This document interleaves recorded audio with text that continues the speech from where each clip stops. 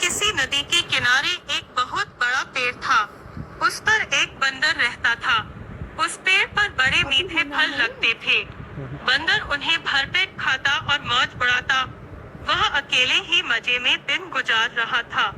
एक दिन एक मगर उस नदी में से पेड़ के नीचे आया।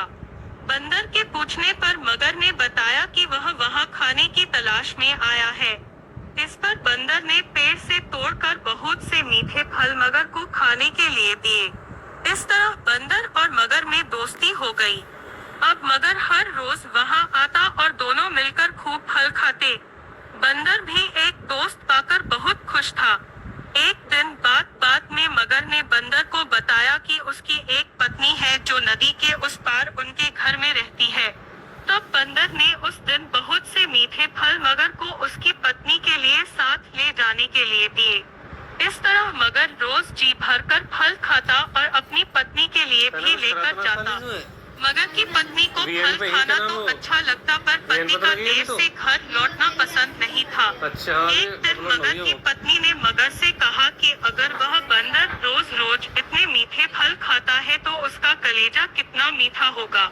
मैं उसका कलेजा खाऊंगी। मगर ने उसे बहुत समझाया पर वह नहीं मानी।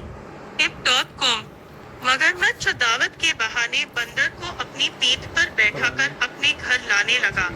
नदी बीच में उसने बंदर को अपनी पत्नी की कलेजे वाली बात बता दी। इस पर बंदर ने कहा कि वो तो अपना कलेजा पेड़ पर ही छोड़ आया है। वह उसे हिफाजत से पेड़ पर रखता है, इसलिए उन्हें वापस जाकर कलेजा लाना पड़ेगा। मगर बंदर को वापस पेड़ के पास ले गया। बंदर छलांग मारकर पेड़ पर चढ़ गया। उसने हंसकर कहा कि माइनस जाओ मूर्ख राजा, घर जाओ और अपनी पत्नी से कहना कि तुम दुनिया के सबसे बड़े मूर्ख हो। भला कोई भी अपना कलेजा निकालकर अलग रख सकता है। बंदर की इस समझदारी से हमें पता चलता है कि मुसीबत के वक्त हमें कभी धैर्य नहीं खोना चाहिए।